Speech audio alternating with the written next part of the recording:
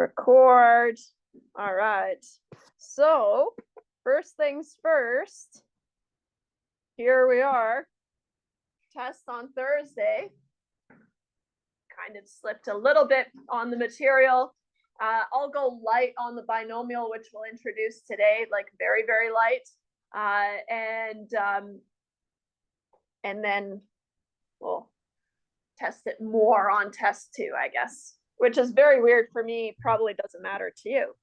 I will say, so there was a reason I was holding off on posting the practice for the test.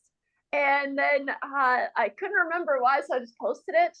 But then now I definitely remember why. It's because it uses the Z table and not the T table like we have been doing. And so if you're reading these solutions, oh, well, this is actually pretty true, but ignore that, okay? I guess I need to really check these solutions. Wow, random. What's the problem? I can just post these. It's basically what we're going to be doing for this outline, but I didn't realize it was on there. Actually, you know what? This is better. I'm just going to screenshot it because I'm lazy. I'll keep it for later. But so some of these Z-score questions use the Z table instead of the T table, which is what we're doing. So I'll have to change those and re-upload those, and I'll do that today after class. Okay. So I call it practice for test 1 because it's not a practice test. It's practice for the test, which means it's bigger, obviously, than what I would expect you to do on the test. But there's a lot of different things that we could ask, and so that's why it's a little bit on the long side. Okay, I'm not going to use this one. I'll use the one that's in, okay.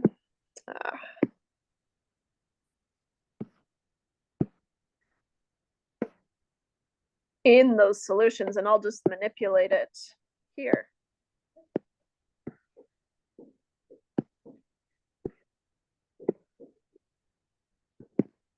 So this is from the solutions.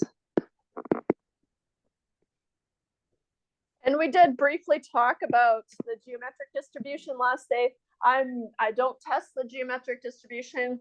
I only kept some of those slides because it introduces the example that we're going to use in the next section. And so I do have read on your own, but not tested is what I'll add. However, I get you to read stuff on your own. It's not tested. And obviously, most importantly, don't forget your test. Now for the test, just some admin before we go through the outline. Bring a calculator.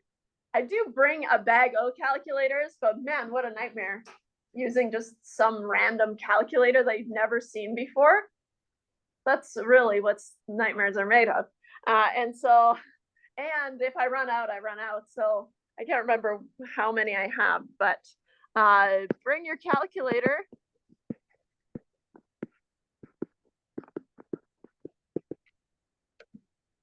So many exclamation marks. Bring a good attitude. I won't write that down, but it helps. I will bring fresh formula sheets and fresh tables, okay? And so you will get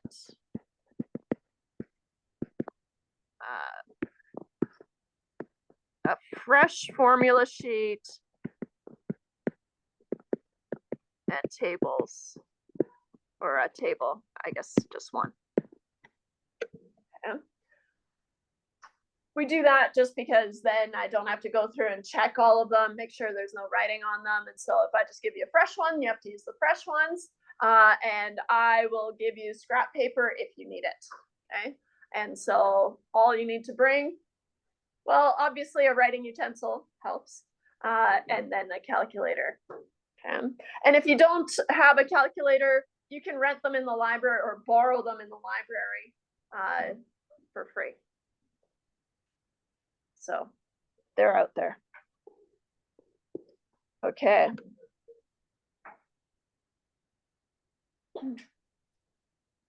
It's like I've done this before. I'm like, you know what? I'm happy with this outline that I've curated over years, I guess. But I always forget I have for some reason. So there's going to be a couple of multiple choice questions from section or chapter 1 and 2. Okay, and so these are multiple choice. Terminology, so things like what type of study is it? We talked about kind of retrospective and prospective studies, but also we talked about sampling techniques, right? Stratified random sampling, simple random sampling, all that kind of fun stuff. I'm going to focus on the variable types. So if I give you a summary of data collected, then I'll ask you, okay, what type of variable is this variable, right? And wait,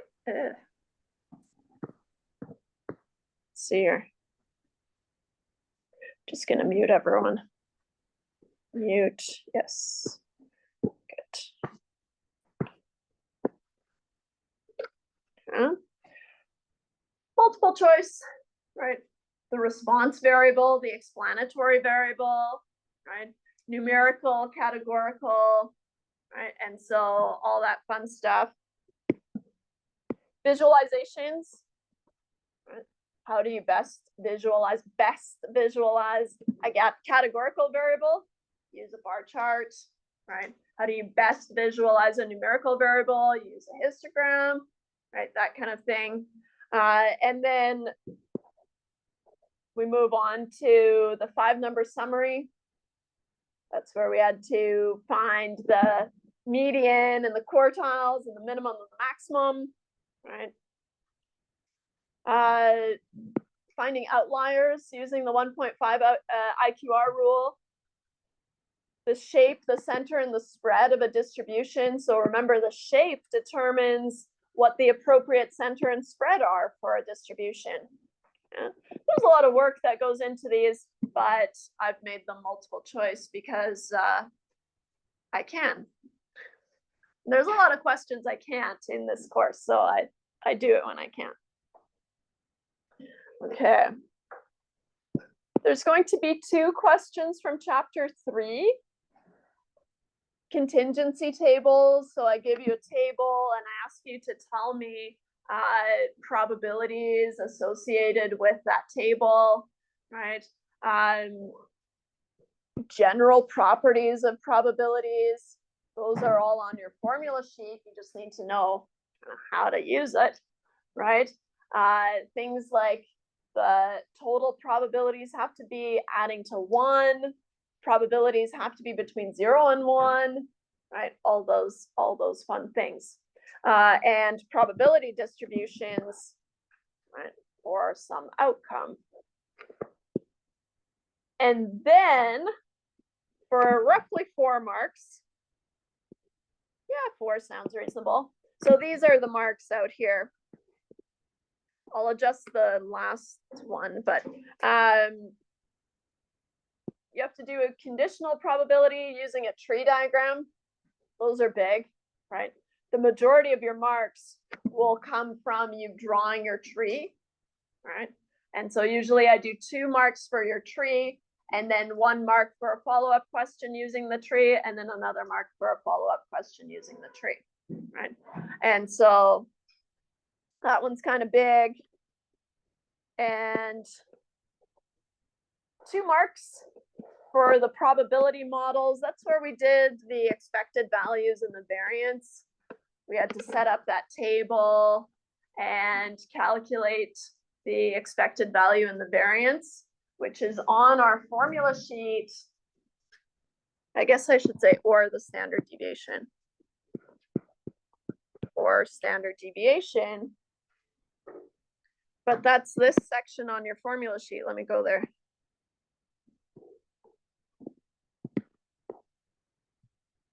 this section here. Remember, we did the expected value and the variance and then square root it to find the standard deviation. Okay. For this one, it's only 2 marks because I'll set up the table with some sums and you have to know which ones to use. Okay. And so I'll do all the work for you, but you have to know which sums to use. Okay. So that's why it's only 2 marks. Okay.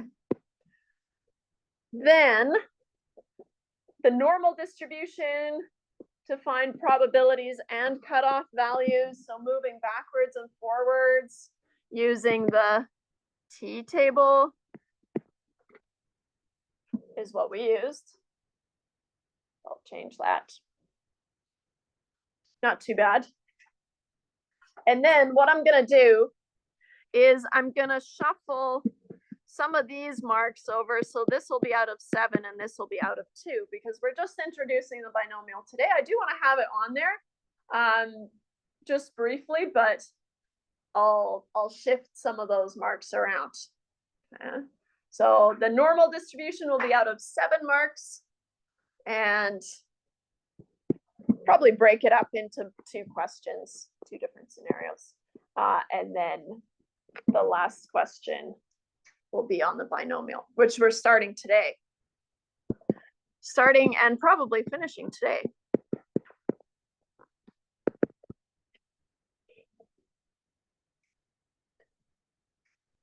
What's the total here? 10, 26,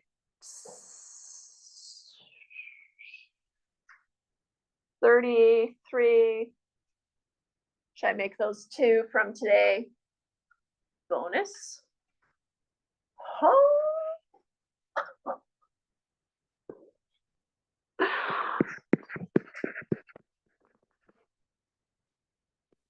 Bonus question. What? Making today very worthwhile. 2 out of, I don't know what, 33 is kind of a big deal. So, and then we'll test it more on test 2, but it's definitely on our final. So that's why we have to see it at some point. Might be nice. Okay. So that's my test outline. Any questions about the test before we start on this binomial? Sorry, so that the normal distribution is going to be for this question? No, yeah, good question. That one's 7 marks. I'm changing it from 5 to 7 marks. But then the binomial is going to be the bonus.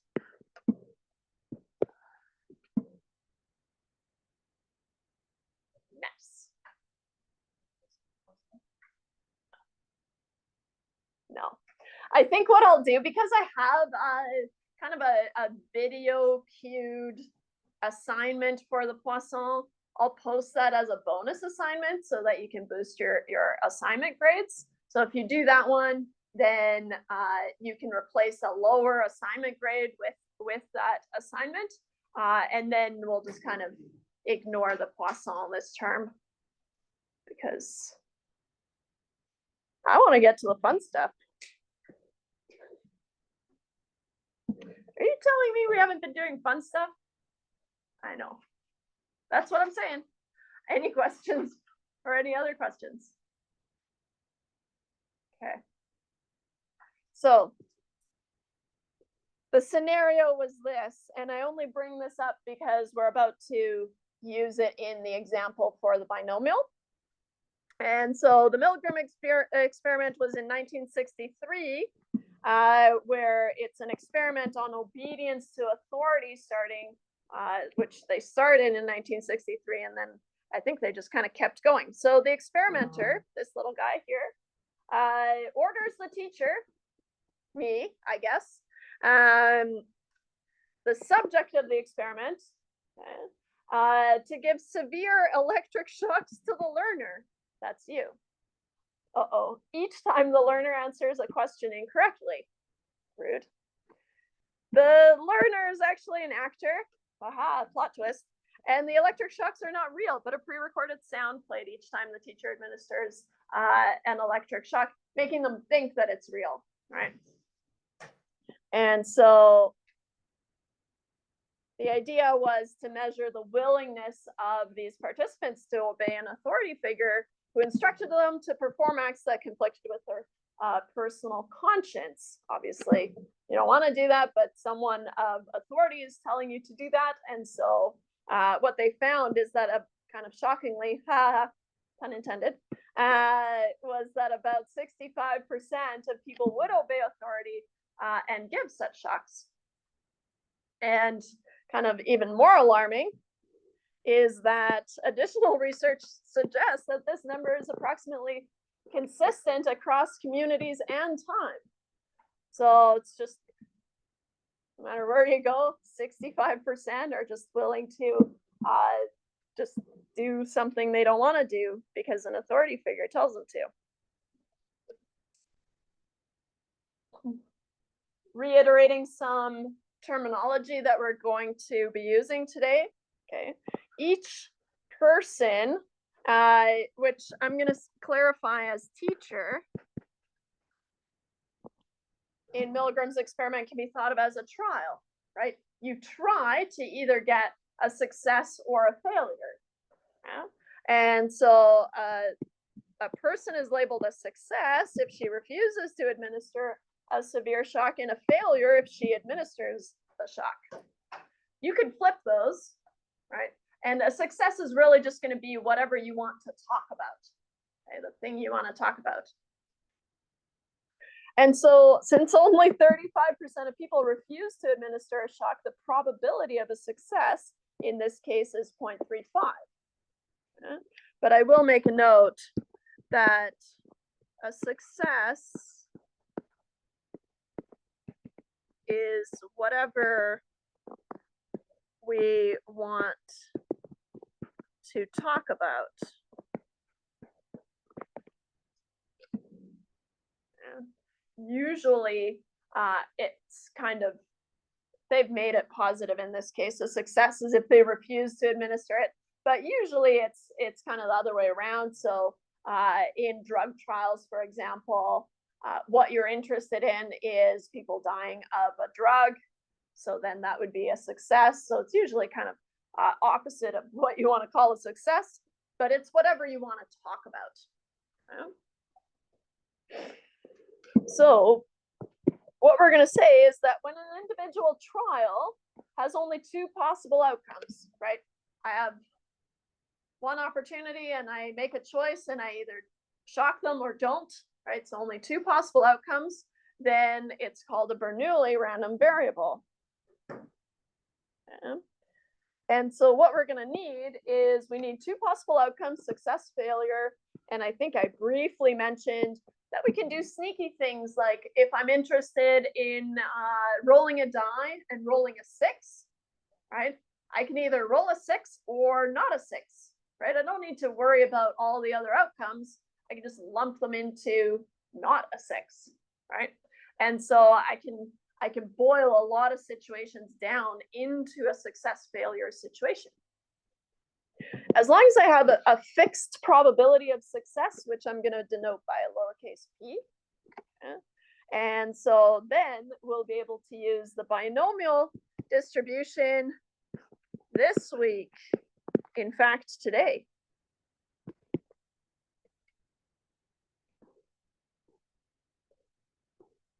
So section 4.3 is the binomial distribution.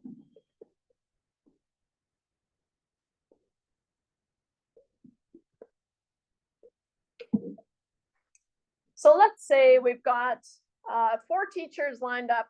We randomly select 4 individuals to participate in this experiment. What is the probability that exactly one of them will refuse to administer the shock?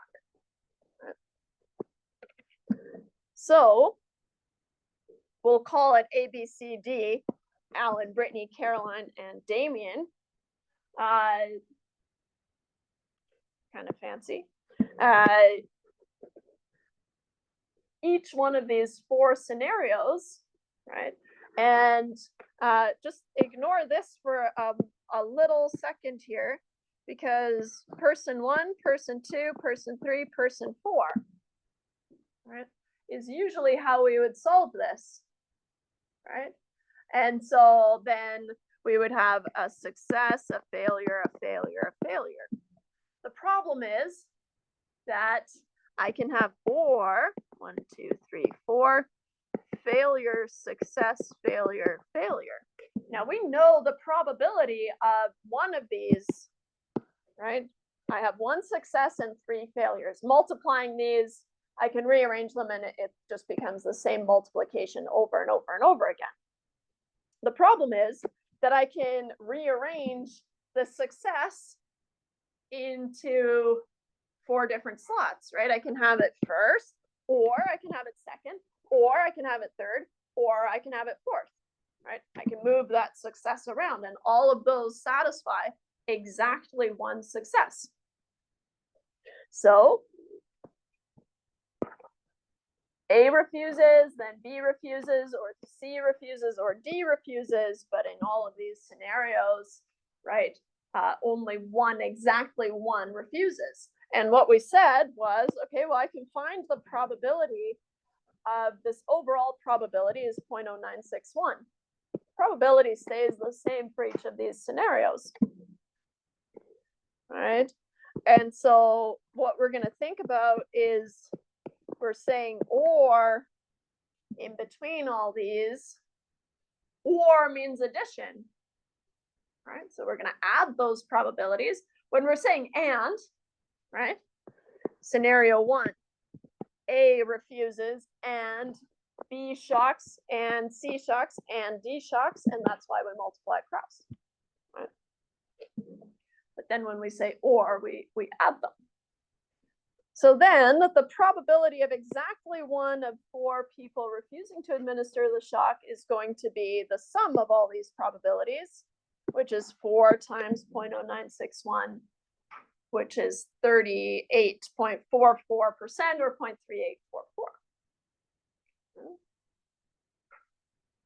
Okay. What if you wanted to build this out? What if you want to have exactly 2? Exactly 2 successes. Now you need to float those successes around the same way, but it very quickly gets boggy, right? And to try to keep track of all the different combinations where I can have exactly 2 successes. And so what we need is the binomial distribution. Okay. We're going to have to find the probability of some number of successes, which we're going to denote by K. K is the number of successes. So I'm going to say let K be the number of successes in N trials.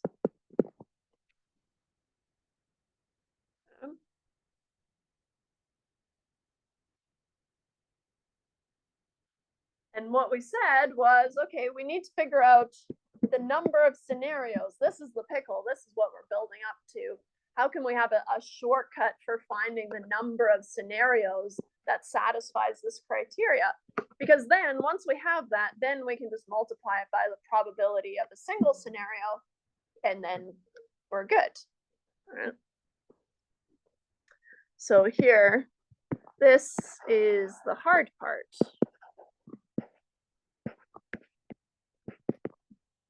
Is the number of scenarios where we have K successes in N trials. We know the probability of a single scenario is, okay, if I need to have K successes, so just generally K successes, then I'm going to have K of those P's, so P to the power of K, and then the probability of a failure, 1 minus P, has to be the remainder of the N trials. Right? So thinking about, consider 5 successes in 15 trials. So then I'd have 1, 2, 3, 4, 5, 6, 7, 8, 9, 10, 11, 12, 13, 14, 15. I'll add it there. Yeah. 5 successes in 15 trials. There's a lot of ways to rearrange those successes, those 5 successes, right? But in general, the probability would be S, 1, 2, 3, 4, 5 successes, and then failure, failure, failure, failure. All the rest are failures. And you can rearrange all those scenarios to be that multiplication, right? The probability of S, which is P to the power of K, and the probability of failure, which is 1 minus P to the power of N minus K. All the remaining trials that aren't successes have to be failures, right? And so that's where we get this P to the K times 1 minus P to the N minus K. Right? So now we just need to figure out the number of scenarios, or maybe develop a formula to do it. So the number of scenarios, I'll just jump right to it, is going to use the choose function. You guys remember seeing the choose function on your calculator? And so we use the choose function, which is usually it looks something like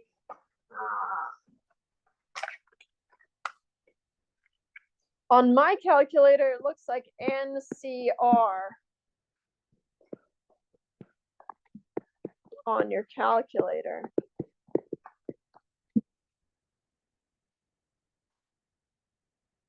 So it depends on what calculator you have. Okay. So instead of N choose K, right, it's going to be N choose R, but it'll do the calculation for us. And so first, are you convinced that you don't want to do all these rearranging by hand? I feel like that's an easy sell. If I tell you there's a calculator button, then we're off to the races, right? And so if we want to find, so as an example, how many ways can we arrange 5 successes in 15 trials? That one that we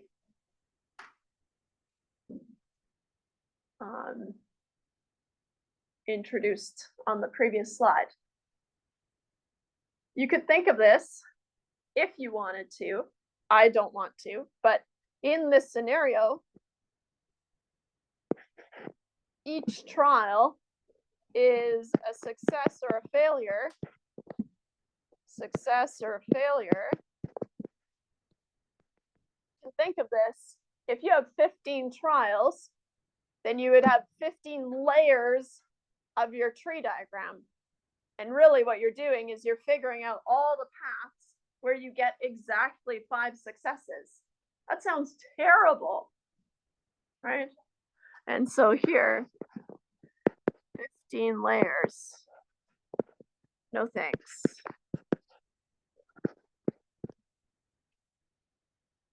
So on your calculator, because I like to just show you what to do and then we'll develop it after, kind of go back. We're going to do, we want 15, choose 5.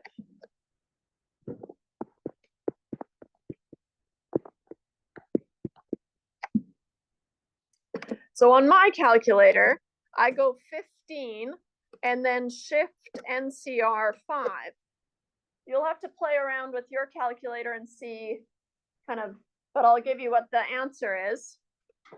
And so 15 choose 5 is 3003 is what you should get.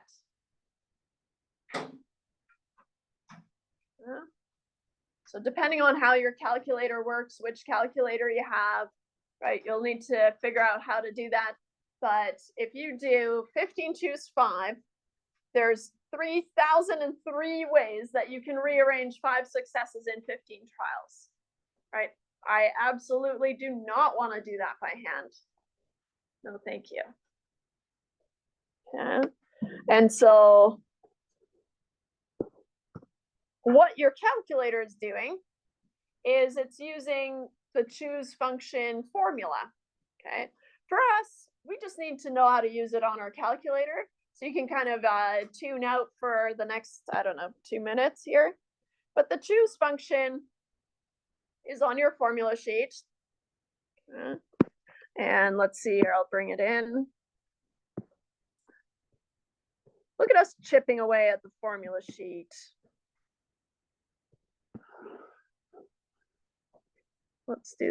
I'll do the top portion for a bit. Focus here.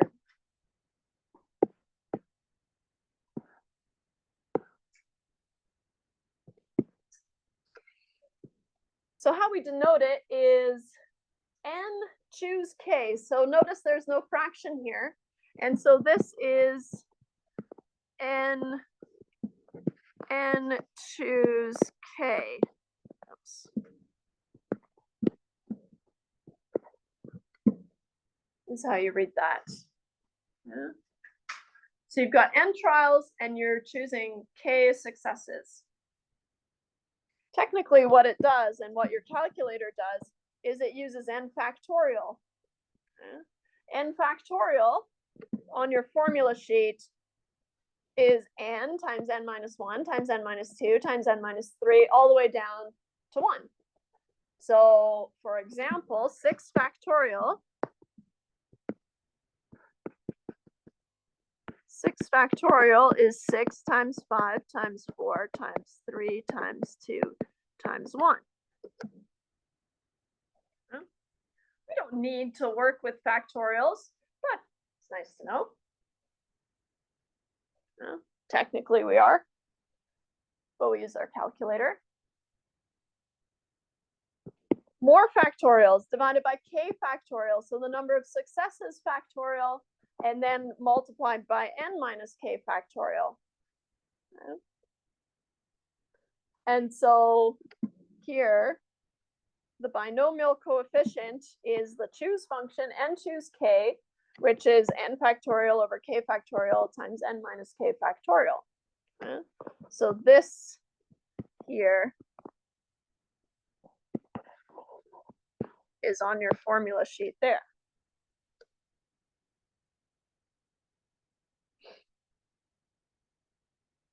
As an example, we can do little bitty examples with the factorial. If you want to find, so if you have 4 trials and you want to find how many ways can I rearrange exactly 1 success, that's what we had in our first example, right? We had 4 teachers and we wanted to know exactly 1 success. How many times or how many ways can I rearrange that? Well, that's going to be 4 choose 1, which is 4 factorial divided by 1 factorial times 4 minus 1 factorial. So what happens is you get 4 times 3 times 2 times 1 divided by 1, because 1 factorial is just 1, but also just a little fun fact here is that 0 factorial is 1, and that's on your formula sheet.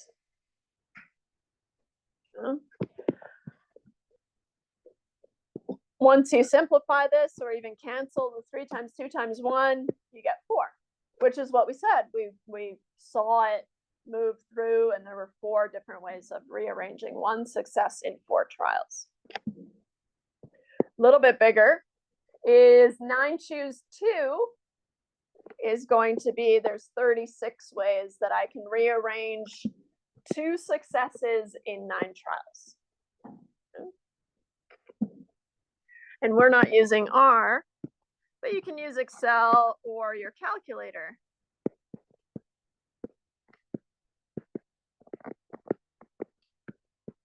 We're going to use our calculator, of course, because we won't have Excel in the test.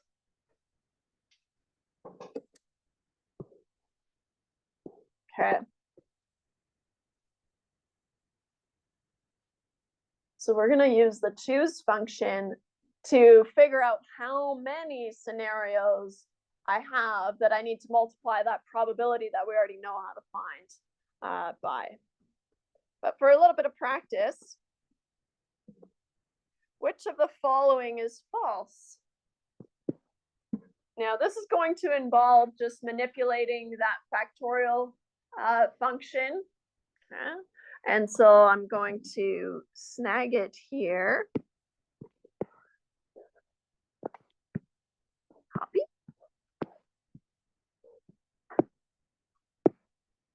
Paste it here.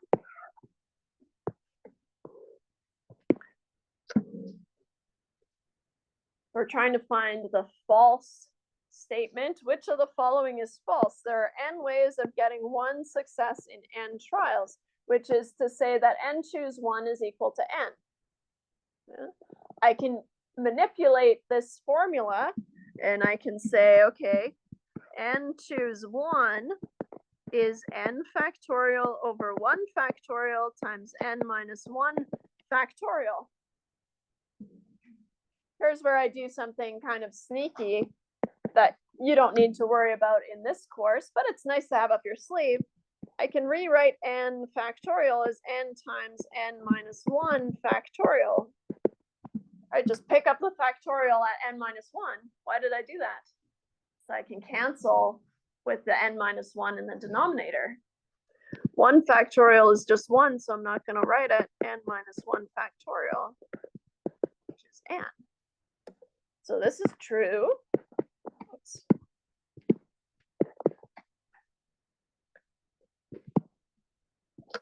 There's only one way, wait, where's my pointer? There, of getting n successes in n trials. Imagine any tree, right? If they all have to be successes, we can talk ourselves into, well, there's only one way for that to happen, right? Just take the success branch all the way down, right? And so what does this look like? N choose n is n factorial over n factorial times n minus n factorial, which is n factorial divided by n factorial. That's going to go to 1 divided by 0 factorial, but as a fact, 0 factorial is 1. So 1 divided by 1 is 1. So this is also true.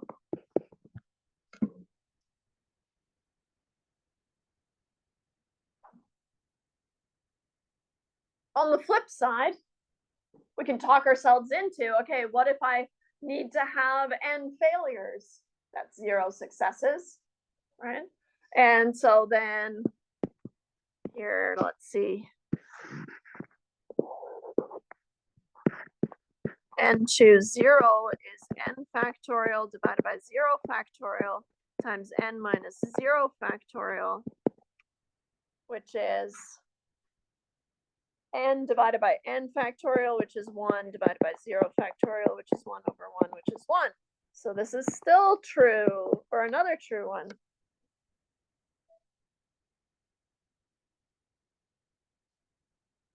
Logic dictates it has to be this last one, but let's confirm. So we want to say there are n minus 1 ways of getting n minus 1 successes in n trials, which would look like this, right? N times n minus 1. What a mess. Okay. N choose n minus 1 is n factorial divided by n minus 1 factorial times n minus 1 factorial.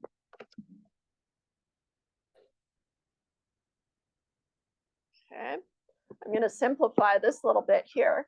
N minus n plus 1, which puts me at n factorial over n minus 1 factorial times 1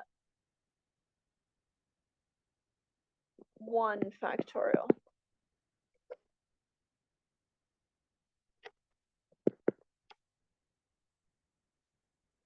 Use that same trick. N factorial I can rewrite as n times n minus 1 factorial, so that I can cancel it with this n minus 1 factorial. 1 factorial is just 1. So then this is n, which is not equal to n minus 1. So it's false.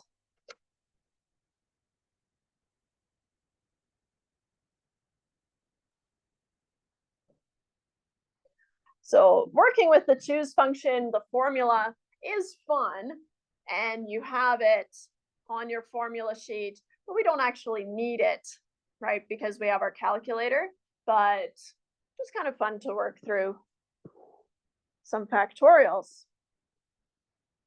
So what do we need? Now that we're not so scared of the choose function,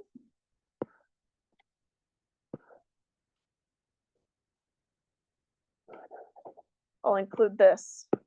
We're ready for the next part on our formula sheet.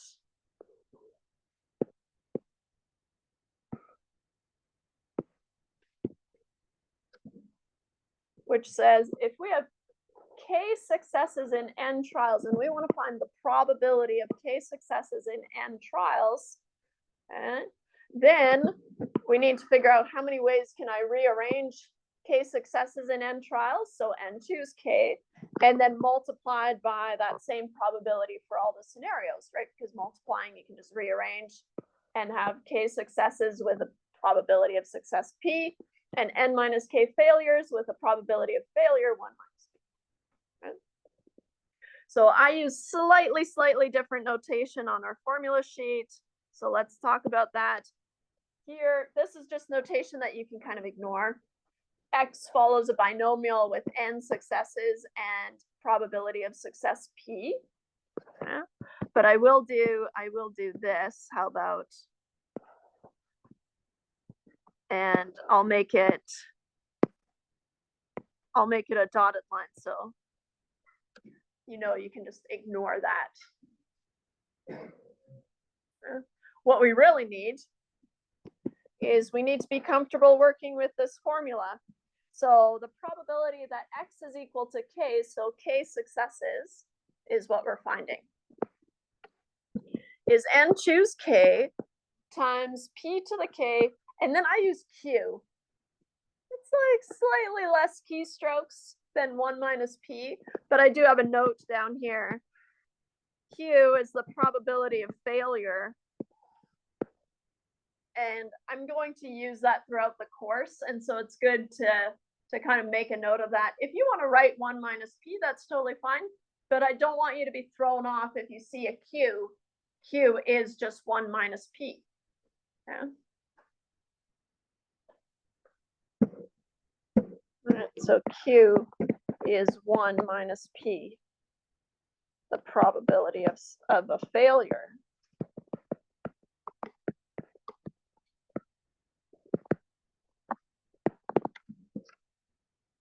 Besides that, that's nice. We have this on our formula sheet. This is the one that we're going to be using pretty hard. All right. I think the next one is just talking about the conditions, and then hopefully we'll have an example. I'll be just as surprised as you by the next slide. I don't know. I don't remember. Any questions about that formula though before we? So this, I do want to make a note.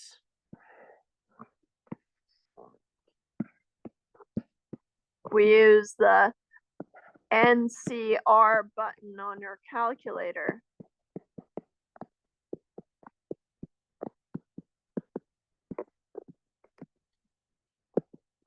to find N choose R, technically, if we use the same notation, right? But we use N choose K, but they have R, it doesn't matter. Okay.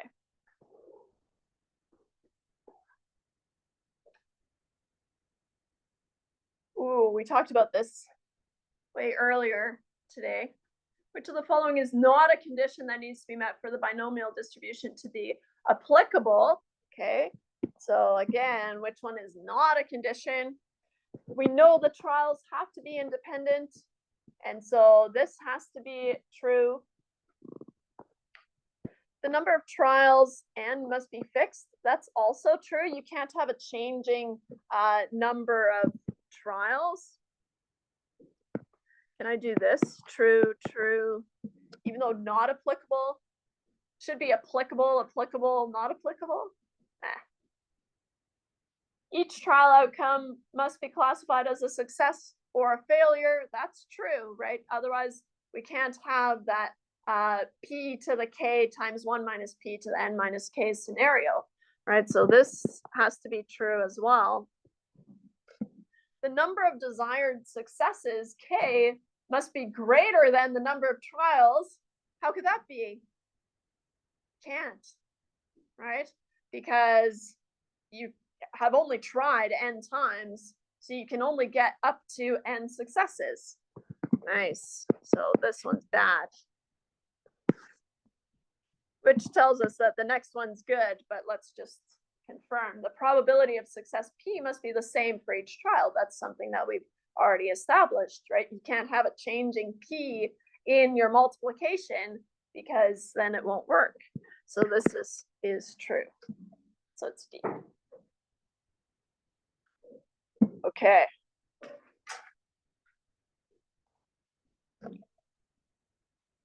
How about a question, a practice question?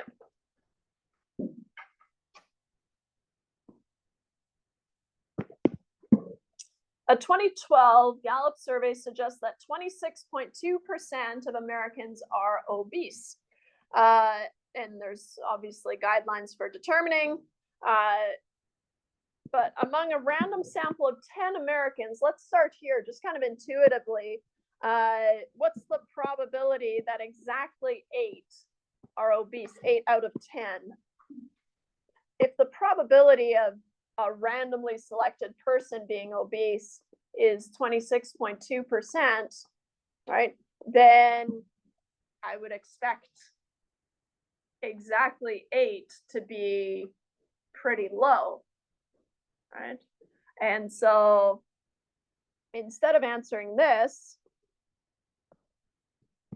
in terms of pretty high, pretty low, how about we just answer it? How are we going to do that? First, we convince ourselves this is a binomial question, arguably the hardest part. You'll know on the test, kind of easy because it'll be the bonus question, right? So you'll know, okay, this is a binomial situation. And then what do you need to do? You need to figure out what's the probability of success, right? What's P? That's a good place to start. New phone, who does? The probability of success, remember probabilities have to be between 0 and 1, right? So the probability P has to be 0.262. Usually we communicate in percentages, but it's your job to convert them to decimals. Right? Now, the probability of success is 0.262, which means a success is what? Of an obese person being selected. So this is called a success in this scenario. You could flip that. If you want to have a success be not obese, then what's the probability of not obese? 1 minus 0.262. I think that's too much work for me. So I'd rather just stick with what I'm given. Now, what's the next thing I need? I need my number of trials. How many times have I tried to pick a success? Well, I tried 10 Americans, so my number of trials is 10. Probability of success is the same for each of those, right? And there's only a success failure situation. So I'm convinced that this is a binomial situation. I usually use the formula sheet to guide me through what I need to figure out. So really, what we are going to be using, especially on this test, we will use the next part as well. But what we'll be using is just this formula. Okay? So if I need to figure out things to put in all of these, I've got my n. K is the number of successes. I need to have exactly 8. Where's my, maybe, which means K has to be 8. So now I've got N, I've got K, I've got P, I have K, I have Q, 1 minus P, I have N, I have K, I have all these things, right? Recall that Q is just 1 minus P. So I have all those components, right? 3 things that I need. Okay.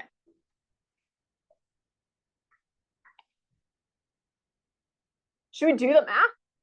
Let's do it. As if we had a choice. Oh, you're right. Let's just skip it. No.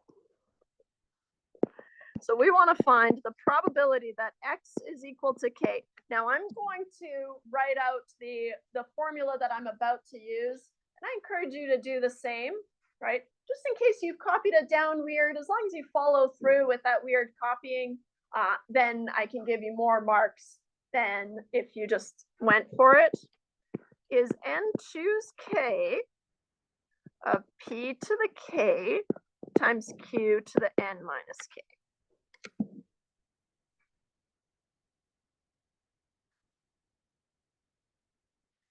This, we're trying to find the probability that X is equal to 8. The number of successes is equal to 8. Usually what we do is we just shorthand this to P of 8. And we don't really say the X equals 8 because it's implied because we're doing the binomial. So if you want to just do P of 8, that's fine. The probability of 8 successes. Okay. Nothing to it but to do it. Here we go. N choose K. N is 10. K is 8. That's the number of ways I can rearrange 8 successes in 10 trials. So I'll use my calculator, but first I'll write this out. P is 0.262 to the power of K, which is 8, times Q, which is 1 minus 0.262 times 10 minus 8. You can simplify those if you want immediately, but I just like writing them out so that I can see them.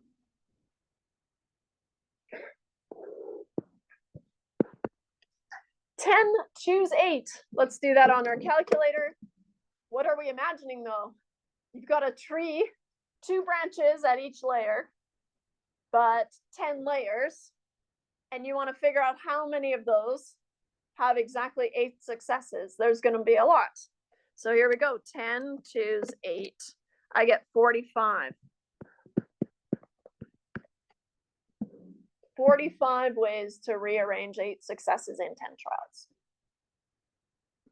And then I'll simplify a little bit. 0.262 to the power of 8, but then 1 minus 0.262 is 0.738 to the power of 2.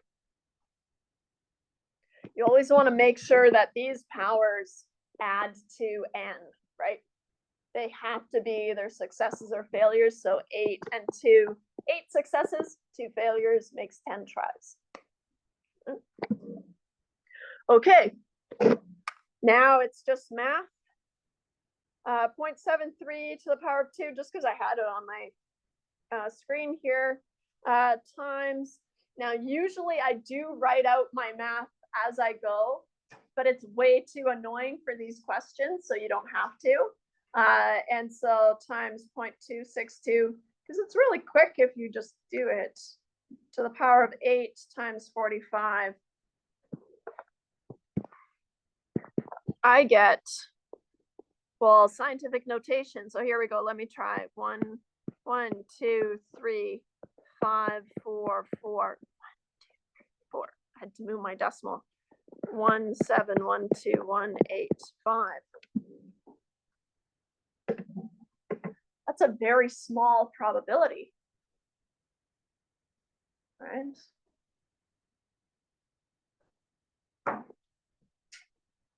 This is the probability.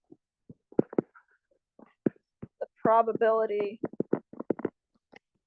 of exactly 8 successes in 10 trials. Oops. Okay.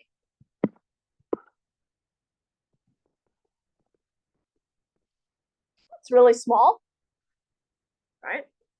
Which leads us back to here. We didn't have that math, but we did say it was pretty low. Okay, so that's pretty low. What's another way we could have thought about this? If the probability of success is 0.262, and I try for a success 10 times, how many successes would you expect? You would expect 10 times 0.262 successes, right? Or 2.62 successes. Notice in 10 trials, we would expect 10 times 0.262, which is 2.62 successes.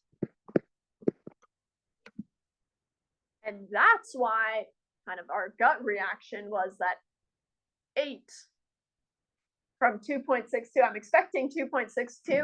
That can't happen, but somewhere right between 2 and 3 is what I would expect. And so all of a sudden seeing exactly 8, the probability of that is quite low. Yeah.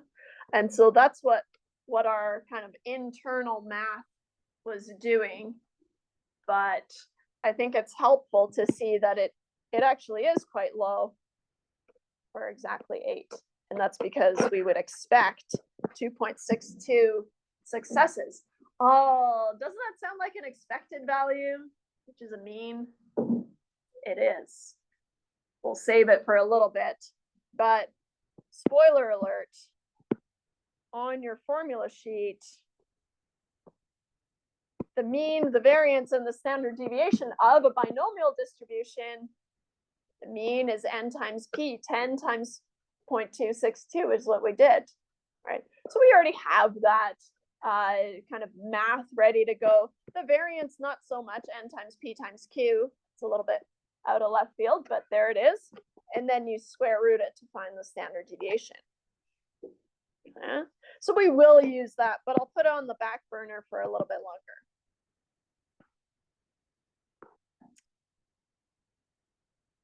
Okay, we already did this.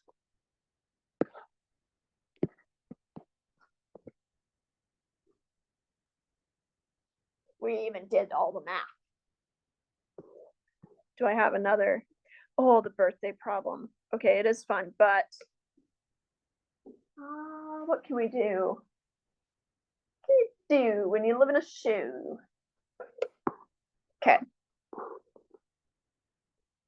Any questions before I keep going? I'm gonna try to dig up another example. Okay. I think I have one, but. So the birthday problem is kind of a fun problem with somewhat surprising results. And so I'm gonna just skim it because I'm not gonna test you on it or anything. But the probability that two randomly chosen people share a birthday is roughly 0.0027, 1/365.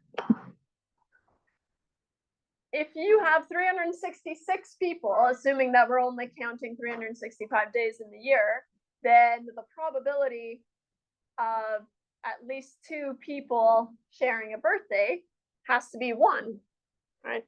One of those spare ones has to fall on one of the other days. Not talking about leap years and things like that. I'll just skip to the somewhat surprising result. What's the probability that at least two people out of 121 people share a birthday? 121 can do that. What we're going to do is we're going to use the 1 minus trick. Okay?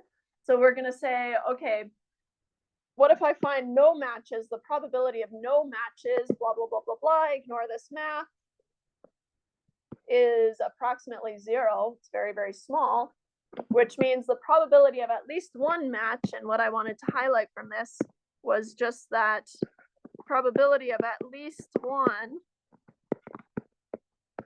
is 1 minus the probability of no matches.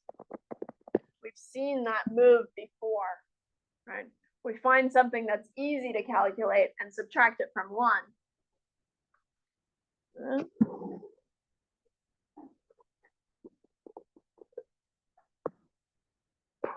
Okay.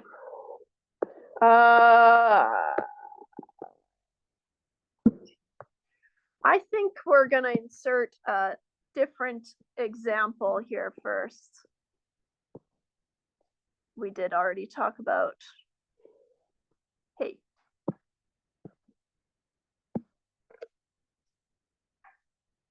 about the expected value, but do I have one here?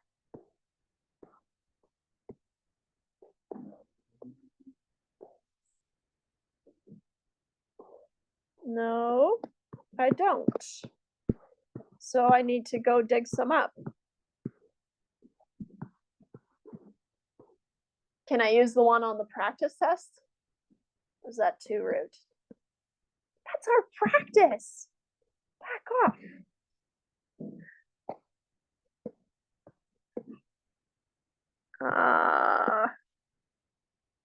I have other questions, but I think these ones are the easiest for me to grab.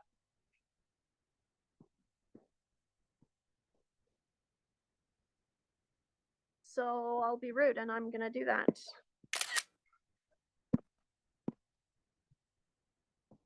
There's a lot there. So, hey. You'll survive. Hey. Technology.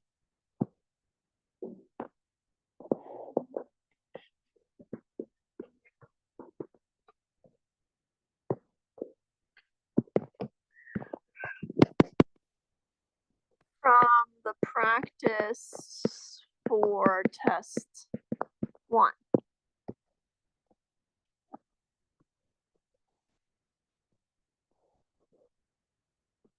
We'll have to dig up another example, but data collected by the Substance Abuse and Mental Health Services Administration, SAMHSA, I guess, suggests that 69.7% of 18 to 20-year-olds consumed alcoholic beverages in 2008. Okay. So we're then told that suppose a random sample of 10 18 to 20-year-olds is taken. Is the use of the binomial distribution appropriate for calculating the probability that exactly 6 consumed alcoholic beverages? So first thing we need to tackle is, okay, can I use the binomial here? And I don't do it on the test, but I do give you kind of a leading question like that on the final exam, kind of guiding you in the right direction. Explain why the binomial is appropriate in this scenario, right? That kind of thing. Because the final exam's stressful, or it can be. So what are some things that we needed for a binomial to apply? Well, I need to have only success failure as my options, right? So only two options, let's start there. Only two options, success, failure. That's true. They either have consumed alcoholic beverages or they have not. I'll just put a little check mark. The probability of success is the same for each trial. P is 0.697, which means that a success is that they have consumed. Therefore, a success is they have consumed alcohol. Okay. Or if you wanted to talk about a success as in they haven't, that would be the probability of success then would be 1 minus 0.697. So two things and a fixed number of trials. In this case, n is 10.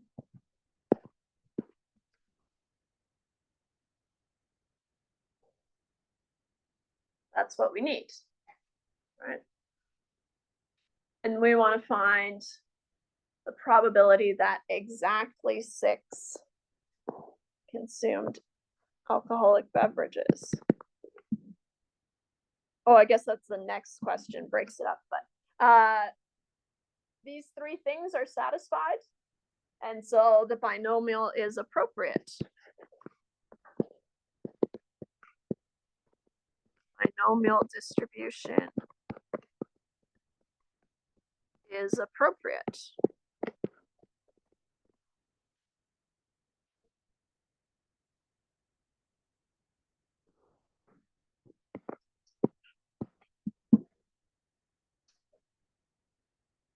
Paste. Oh, come on. Doesn't want to do it.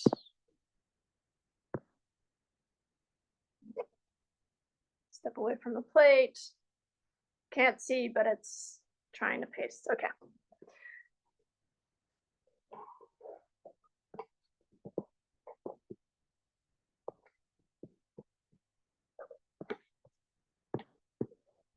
Kind of in a weird way. Then it asks us to calculate the probability that exactly 6 out of 10 randomly sampled 18 to 20-year-olds consumed an alcoholic drink.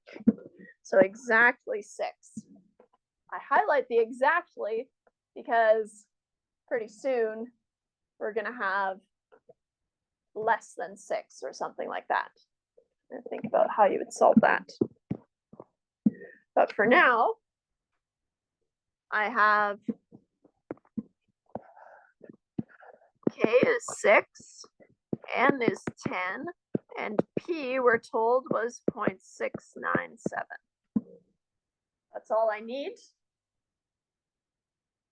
The probability that X is equal to K is N choose K times P to the K times Q, I'll use Q from our formula sheet, times N minus K. But if you want to use 1 minus P, that's fine.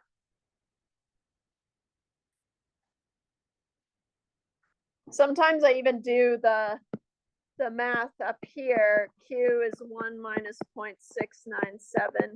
So I don't have to simplify in my work. 1 minus 0.697. As long as you show it somewhere, that's fine. 0.303. So now the probability of 6, I'm going to use the shorthand, x equals 6 is fine too, but the probability of 6 successes is 10 choose 6 times 0.697 to the power of 6 times 0.303 to the power of 10 minus 6, or if you wanted to skip to 4, that's fine. 10 choose 6. You use our calculator. You should get 210 ways to rearrange 6 successes in 10 trials. It's quite large. And 0.697 to the power of 6 times 0.303 to the power of 4.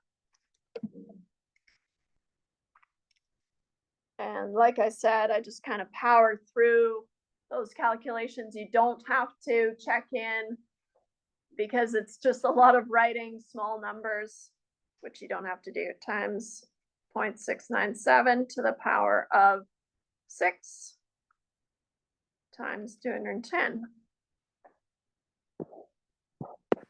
I get 0.202948791. I do want to make a note here. For binomial probabilities, you want to keep as many decimal places. You don't want to do any rounding because eventually we're going to be adding these probabilities, and probabilities are between 0 and 1, so they're just really small all the time. And so all those little decimal places are going to matter. And so for binomials, for binomial questions, bless you, avoid rounding, bless you.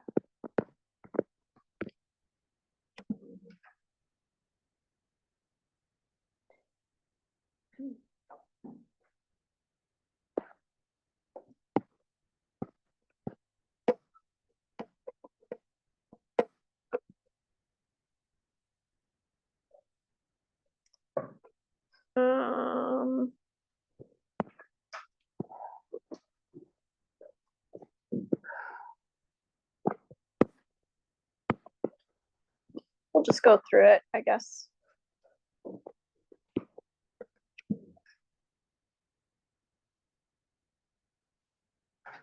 What's the probability that exactly 4 out of 10 have not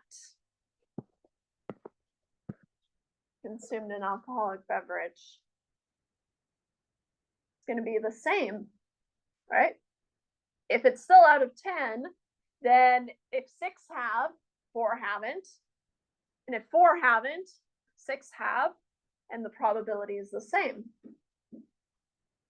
Technically, what you would do is you would then, if what you're interested in is not consuming an alcoholic beverage, then all of a sudden your probability of success is 0.303, but then your probability of failure is 0.697. And so then it stays the same.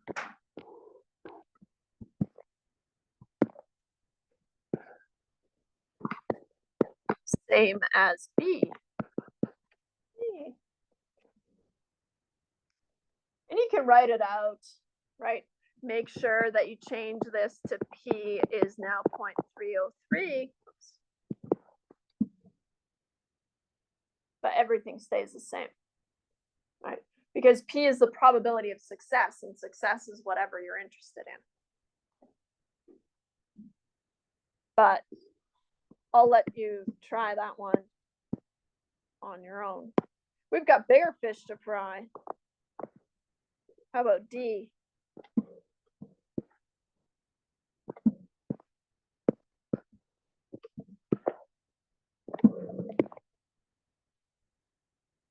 What's the probability that at most 2 out of 5 randomly sampled 18 to 20-year-olds have consumed alcoholic beverages?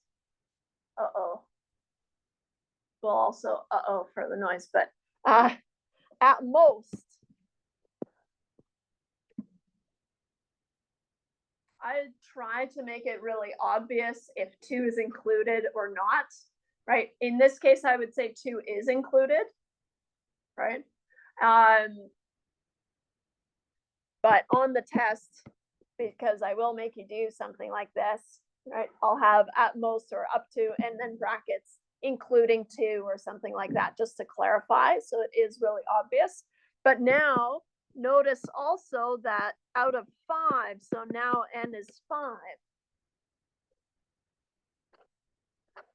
But also at most means that the successes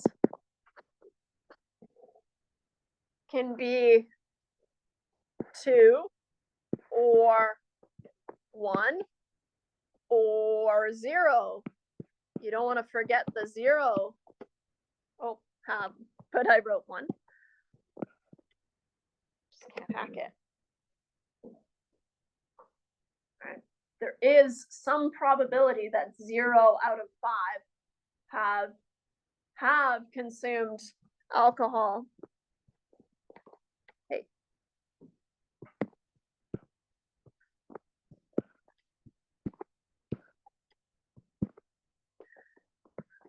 Have consumed alcohol, meaning that P is 0.697, right? Whatever it is you're considering a success.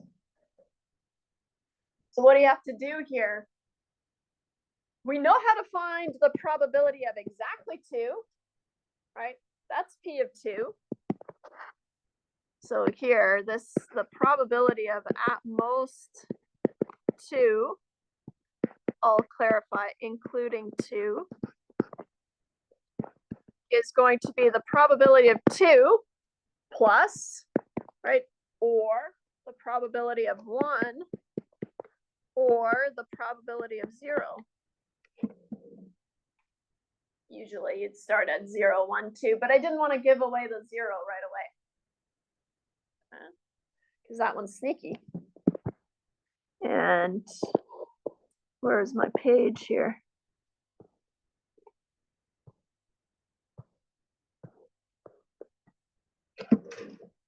Okay, we know how to find each of these individually, right? And so what I'm going to do is I'm not going to write them out in a huge equation that I need to solve. I'm going to solve them individually and then put them back into the formula that I want. And I'll move this copy to the next page.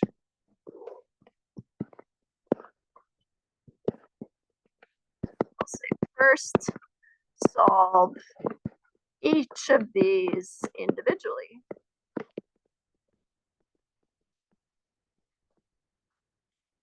Remembering that n has changed to 5, right? So you want to be on the lookout for that.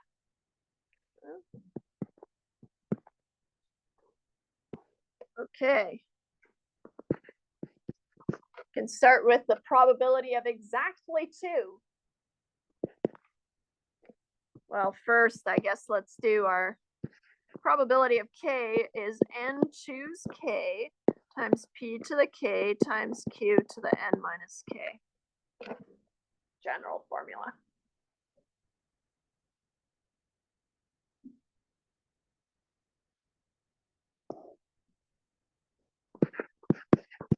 We have 2, n is 5.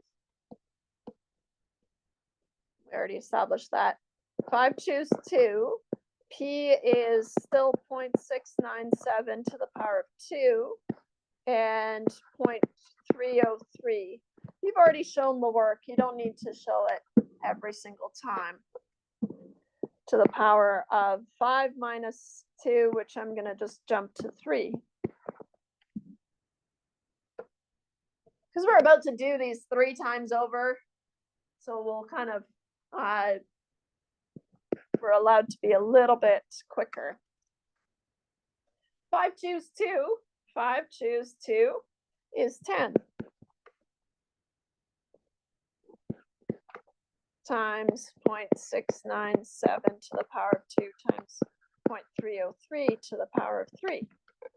I'll start with 0.303 to the power of 3 times bracket 0.697 to the power of 2 down and times 10. I get the probability of exactly 2 is 0.1351429,646. Again, not rounding anything because I'm about to add all these probabilities together. All right, that's this first little bit. How about the probability of exactly 1 success in 5? The probability of 1, so now P of 1 is 5 choose 1 times 0.697 to the power of 1 times 0.303 to the power of 4. 5 choose 1. Oops. Hey. 5 choose 1 is 5 times 0.697 times 0.303 to the power of 4.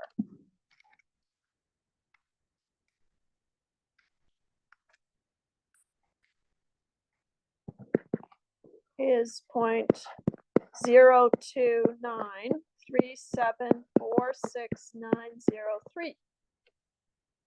Making sure you don't drop a 0 or something like that. Last component we need is the probability of 0 out of 5. That can happen. 5 choose 0. 0.697 to the power of 0 times 0.303 to the power of 5. 5 choose 0 is 1, which we've already seen.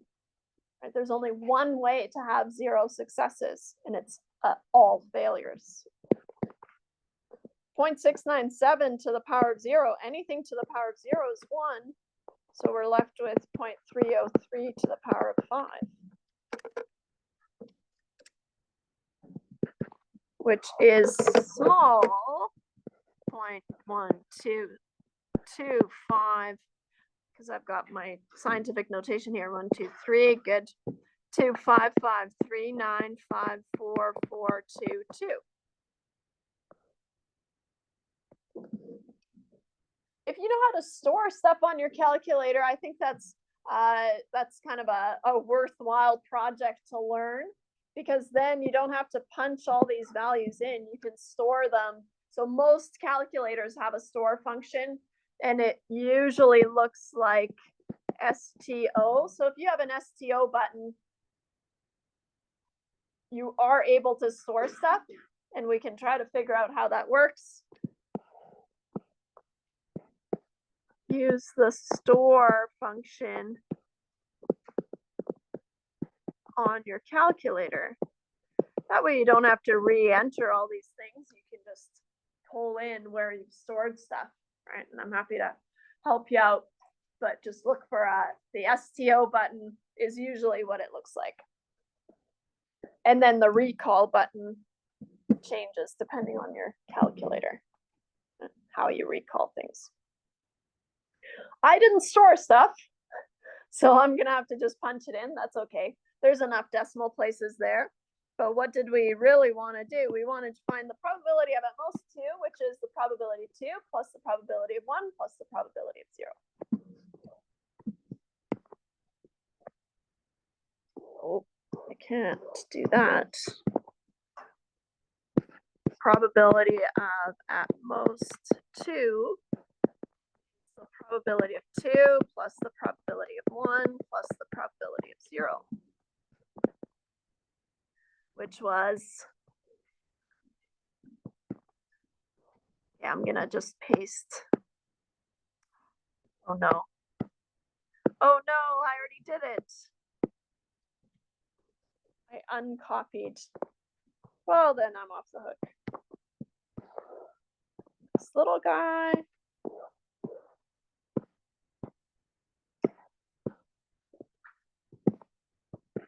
Plus the probability of 1.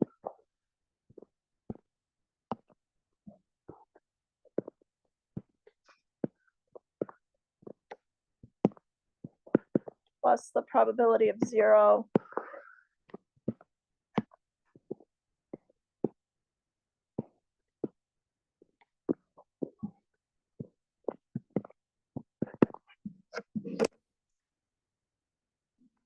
0.2946903 plus 0.1351429,646.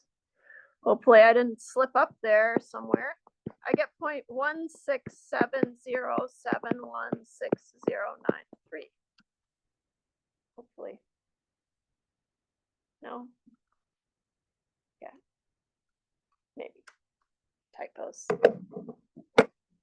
Those sticky fingers. But hopefully something like that is what you get. Okay.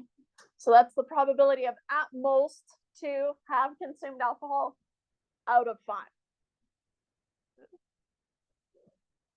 So now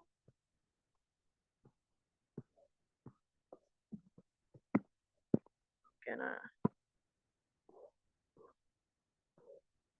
wonder if it gives me the full. Oh, it does. Okay, nice.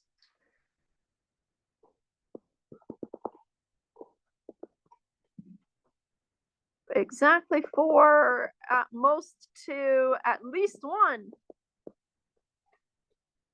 There's tricks to all of these.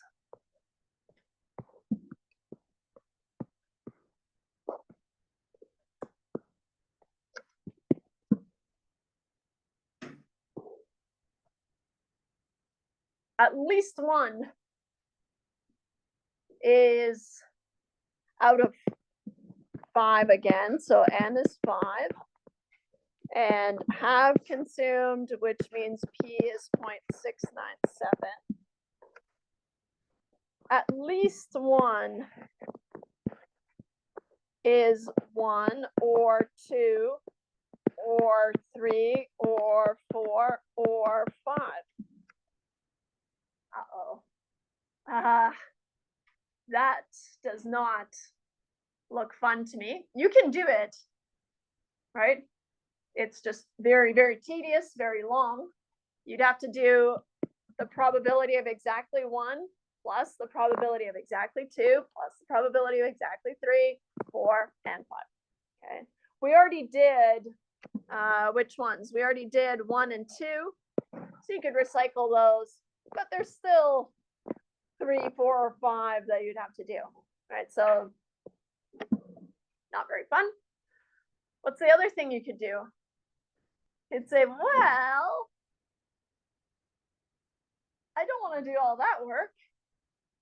How about I use the fact that the total probability of one of these 0 or 1 or 2 or 3 or 4 or 5 has to be 1, right?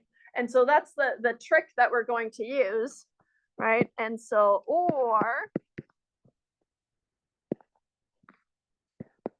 we can use the fact that the probability of 0 plus the probability of 1 plus the probability of 2 plus the probability of 3 plus the probability of 4 plus the probability of 5 equals 1. That's a fact. All possible outcomes, right? The sample space. So instead of calculating all these, couldn't I just find the probability of 0, subtract it from 1? I can, and I will. Copy, paste. So therefore, the probability of 1 or 2 or 3 or 4 or 5 is 1 minus the probability of 0, which is way easier, I think. My preferred way.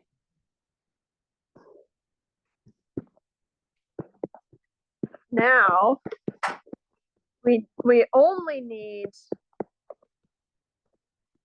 of 0, but how about this? We already solved it from the previous question. As long as n is still 5, right? That can't change because we used n equals 5 earlier. So if that changes, then we're in trouble and we have to recalculate it. But we already solved p of 0.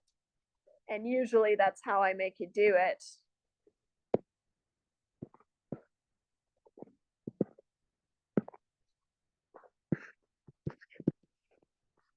From the previous question.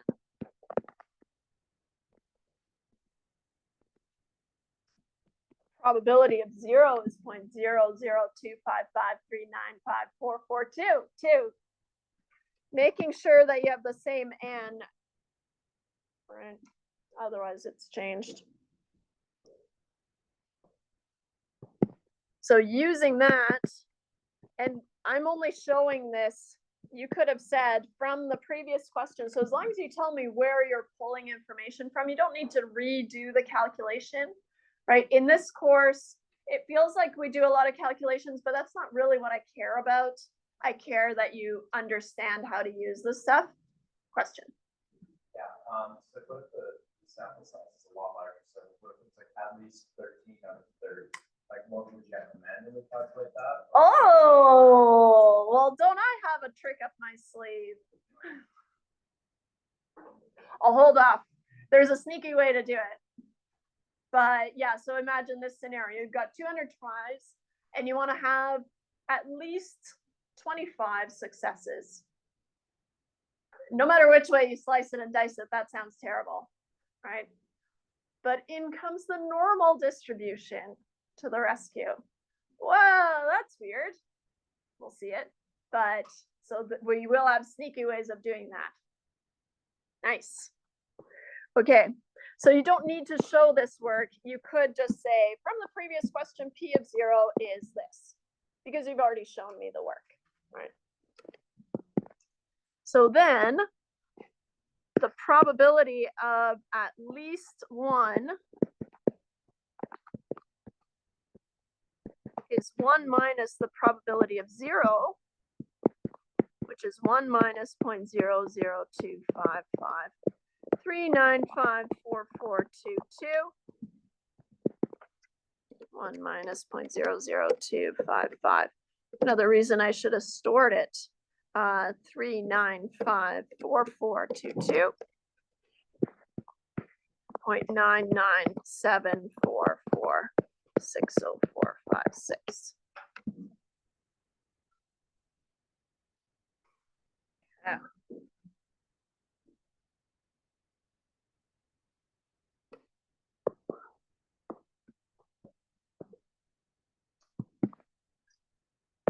Guess I can grab it from here.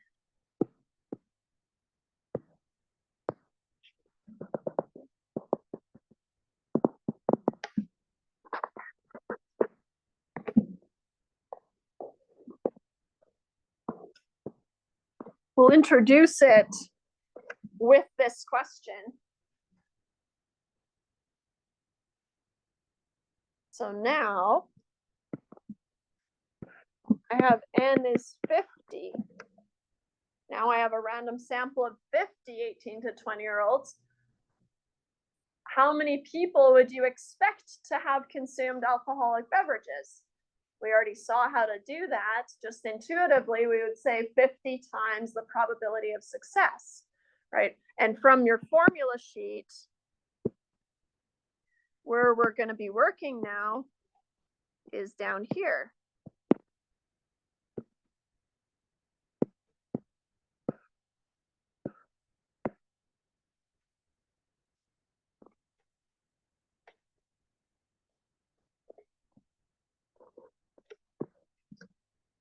Expect is another way to say the mean, right? The expected value, E of X is mu, which from your formula sheet is n times P, or you can just kind of get there intuitively, right? And so for this question now, n is 50 and P is still 0.697. Nice. So then mu is n times p, which is 50 times 0.697.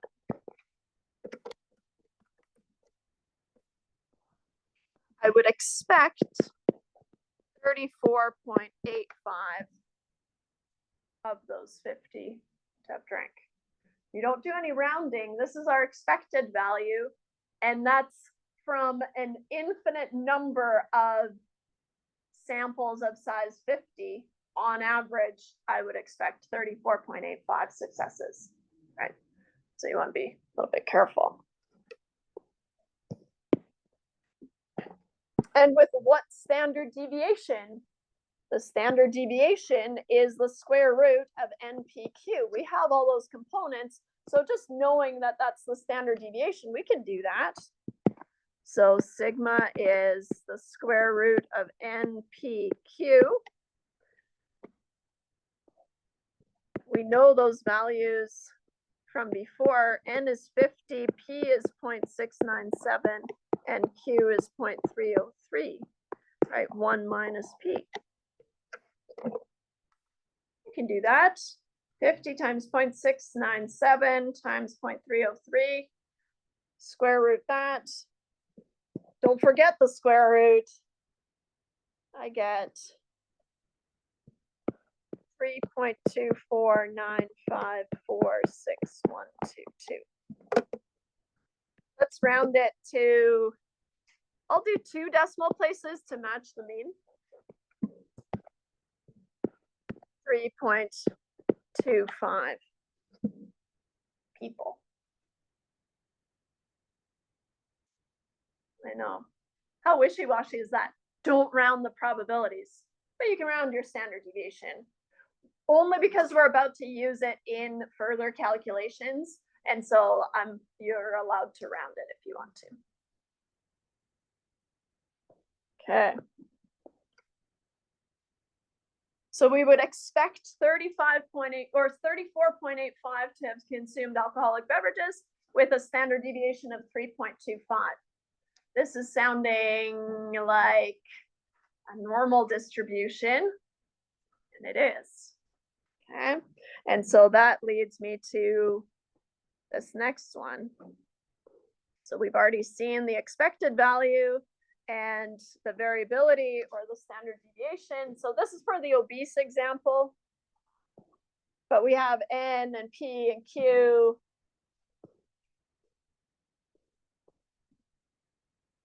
I will highlight this. They're not always whole numbers, and that's all right.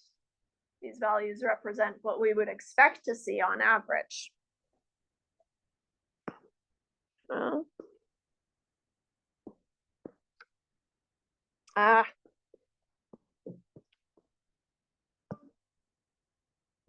Can I say come back to this? Let's come back to this. I'm kind of on a roll with the normal distribution here. It follows from the 68, 95, 99.7 rule to standard deviations, but let's kind of, we'll dig back into that in a little bit here. So what happens, and what's really, really cool, is that if we do distributions of samples where P is 0.1 and we look at 10 trials, 30 trials, 100 trials, and 300 trials, what happens as you increase your N, right? We approach the normal distribution. Okay. And so kind of neat, as N increases,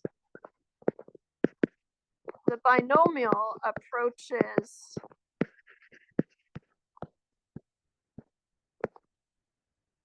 the normal distribution.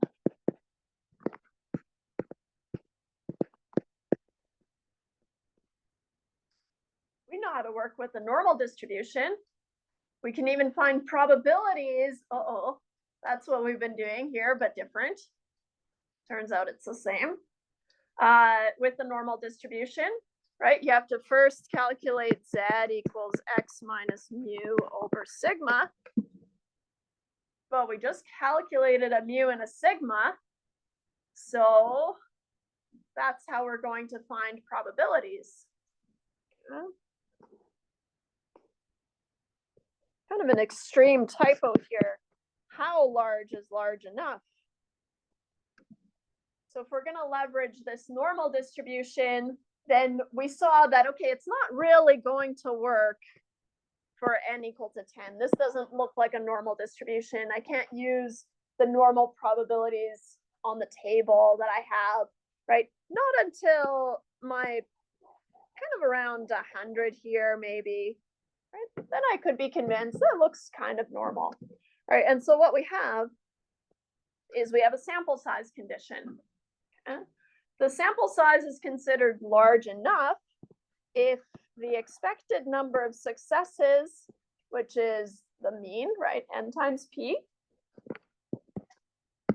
the expected number of successes, np, and failures, which is n times q, or n times 1 minus p if you prefer, are both at least 10. Okay? Making your smallest possible sample size 20, right? 10 successes, 10 failures, but that's assuming a 50-50 split. Usually you'd have a different probability of success, so then you'd need to adjust for that.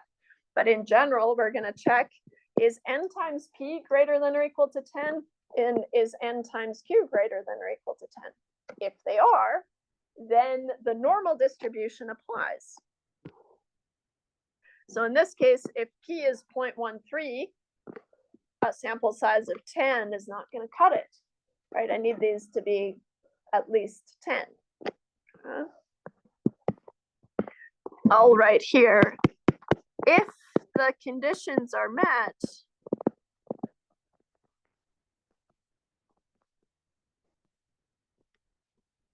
we can use the normal approximation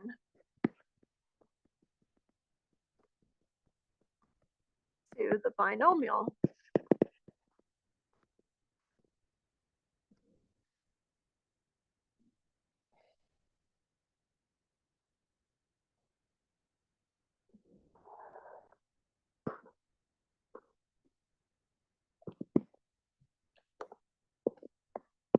We need n times p to be greater than or equal to 10 and n times q to be greater than or equal to 10. And so what I'm going to do here, and once you get kind of more comfortable with n times p, and then n times q is really n minus n times p, but that takes time. Let's just calculate q, which in this case is 0.05. Q is 0.55, Q is 0.95, and Q is whatever 1 minus 0.015 is, 0.985. The first scenario, can I just shortcut these? Probably.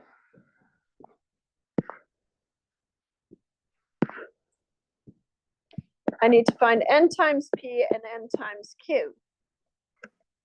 N times p is 100 times 0.95, 95, which means 100 times 0.05 or 100 minus 95. Right? If you have 95 successes out of 100, then you have 5 failures. Right? So you don't really need to do the math. Besides, 100 minus 95 is 5. But you can. 25 times 0.45. Let's do all these. 11.25. 25 times 0.55. 13.75. Now we've got two scenarios. This is 95 is greater than 10, so that's good. But 5 is not greater than 10, and so then I can't use it for A.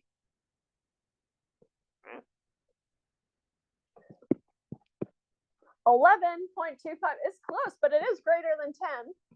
And 13.75 is greater than 10. And so I can use it for B, right? Quite quite a small sample size, but notice how 0.45 and 0.55 are close to each other, right? And so that's why, because they're kind of even. What about 150 times 0.05? I get 7.5. I can stop there, but 150 minus 7.5 is 142.5. Still not going to work. You can do it, but you'll get bad approximations. 500 times 0.015. 7.5 again. Bad. I don't even need to do the next one. 500 minus 7.5.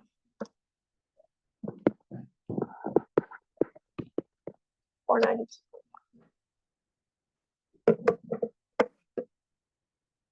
So only B can be approximated with the normal distribution. Uh-oh. Need to tie this together.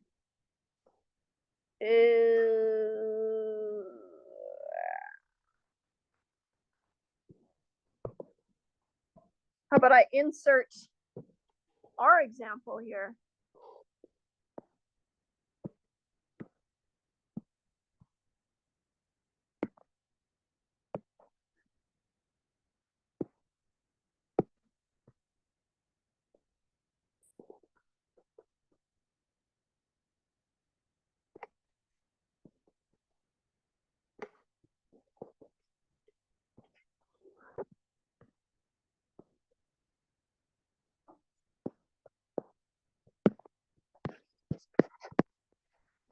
Continue our example.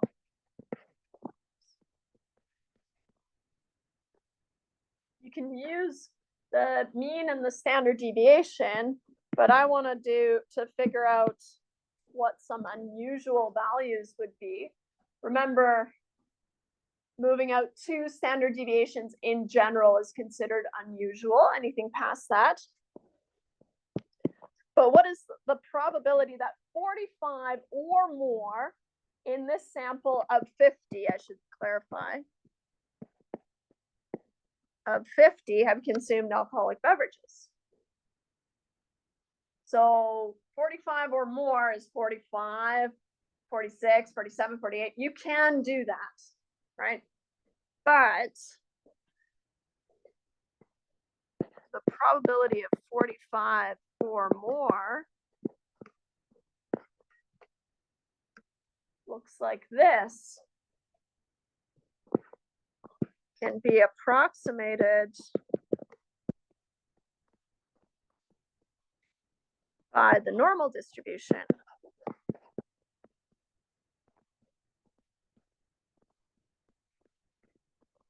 We have to check the conditions. N times P if N times P, which is 50 times 0.697,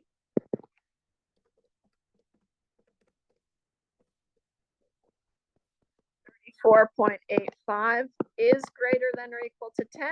That's good. And N times Q, which is 50 times 0.303,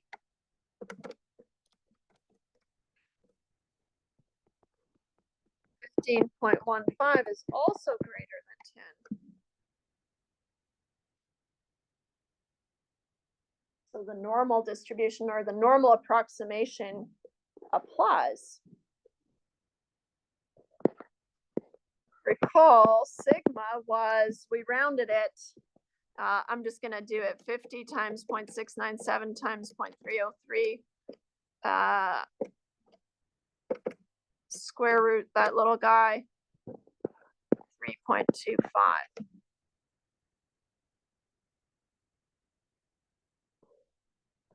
So since those conditions are satisfied, we have mu is 34.85, sigma is 3.25. What we can do, 45 or more, it's going to look like this. 45 or more, and we want to find that area. Using the normal distribution, right? You calculate your Z. Z is X minus mu over sigma, which is 45 minus 34.85 divided by 3.25.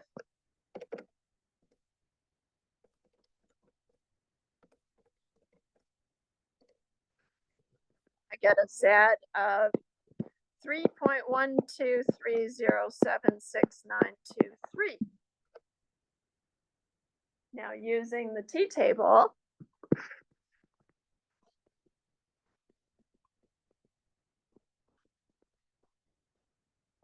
absolute value of Z equal to 3.123, I'll go for 1, is between two values.